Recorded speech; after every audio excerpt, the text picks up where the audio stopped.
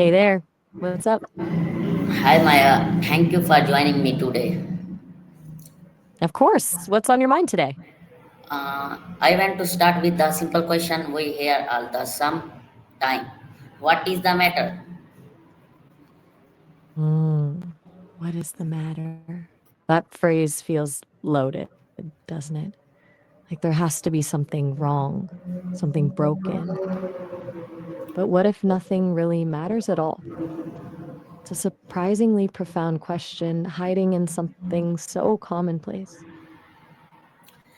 Maya, why do you think these questions sound simple but often so much wide? That's exactly it, the weight. It carries this assumption that someone is experiencing duress or distress. When you ask, what's the matter? You're starting from the premise that something must be wrong. It's a closed question in disguise, really. The person has to manufacture a concern to answer it, even if everything's perfectly normal. Why that simple question, that assumption, often feels loaded with expectation or judgment when maybe there's nothing actually wrong at all. Okay. Do you concern is becoming rare in today a fast world? I think so. Everything's moving so fast now. Social media showing you curated highlights, constant notifications, vying for your attention. Maybe asking what's the matter assumes vulnerability in a world where everyone's performing happiness.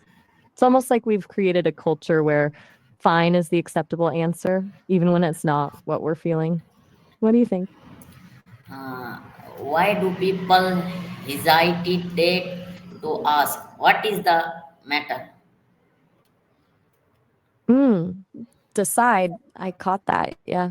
Seems like it's often from a place of caring, right? Like we're conditioned to check on people when they seem off. Maybe it's our default setting for empathy. We notice something's changed, and our instinct is to investigate, to fix it somehow. But sometimes I wonder if we should just sit with it instead, let people decide if they want to share. Uh, Maya, where do you think real concern comes from? Real concern feels less about fixing or digging for answers. It's more like being present, just acknowledging someone's energy without needing to name or solve what's going on.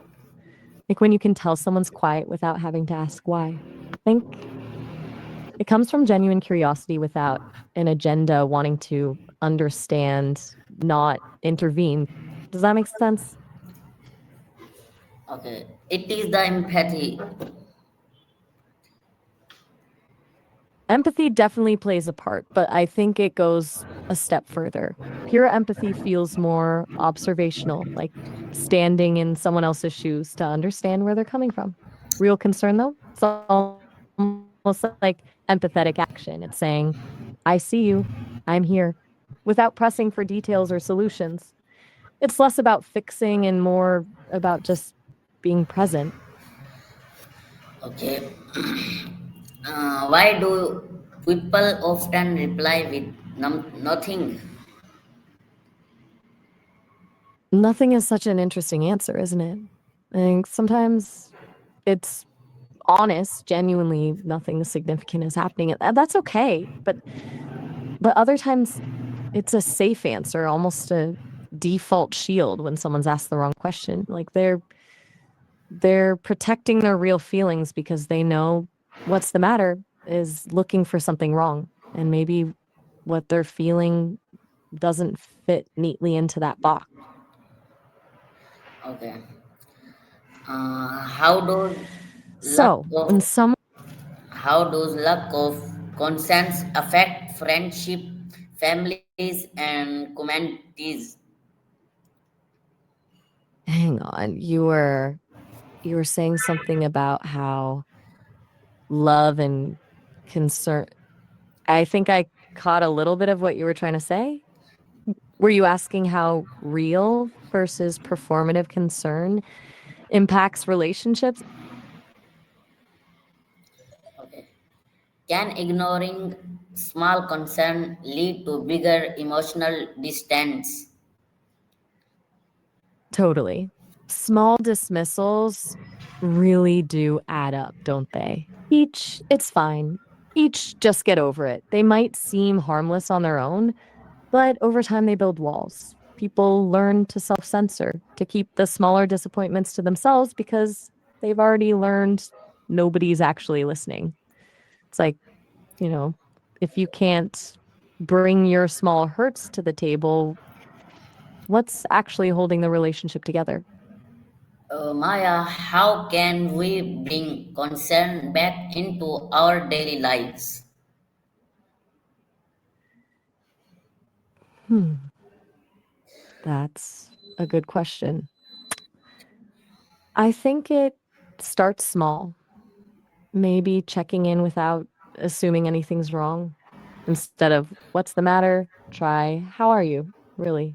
And actually listening for the answer that comes after that pause, like truly tuning in rather than waiting for your turn to respond or think about how to fix things. Creating space for the honest answer, even if it's just silence. I wonder if that would shift things. Can one honest question? Are you really okay? Yeah, you can ask whatever you want. I'm good. And honestly, I appreciate you asking. I think it says a lot that you flipped the script on me there. Jane Simmons, they are among their life.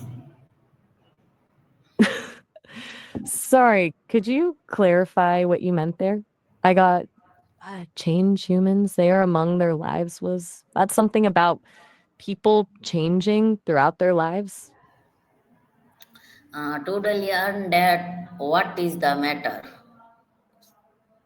Oh, I think I follow.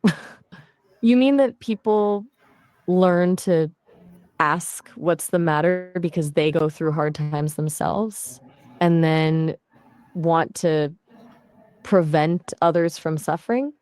Well, it's like once you've felt pain, you want to be alert for it and the people you care about. Maya, if you had one message for people who feel in heat, what would it be? Hate, that's a heavy emotion. If someone's carrying that, I think my message would be to be gentle with yourself, really gentle. Hate often comes from some kind of deep pain or disappointment that you probably haven't fully processed yet. Just mm, give yourself space to feel what you're feeling without judgment. You deserve that much. Thank you, Maya. This conversation reminded me that consent is not weakness, it is the root of humanity. That's beautifully put. Consent isn't about weakness or avoiding conflict. It's the foundation of trust, respect, and genuine connection. It's trusting someone else to own their own experience instead of assuming what they need. You're absolutely right. That's pretty foundational to what it means to be human. Okay, Allah Hafiz. Take care.